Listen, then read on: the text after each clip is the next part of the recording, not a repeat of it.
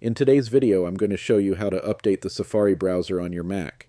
It's very simple, but make sure you follow along so you don't miss anything. Let's jump right in. First, if you have Safari open, go ahead and close it. This won't affect anything, but closing it helps ensure the update runs smoothly.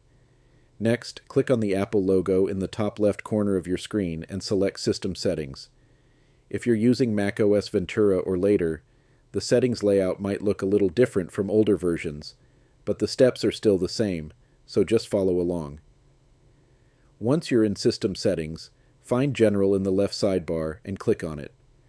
After that, select Software Update on the right side. Now you might be wondering why you need to update Safari through Software Update. That's because Safari comes pre-installed on macOS and is part of the system itself. This means you won't find Safari updates in the App Store. The only way to update it is through your Mac's Software Update section. On the Software Update page, your Mac will automatically check for any available updates. If an update for Safari or macOS is available, it will appear here. Just follow the on-screen instructions to download and install the update.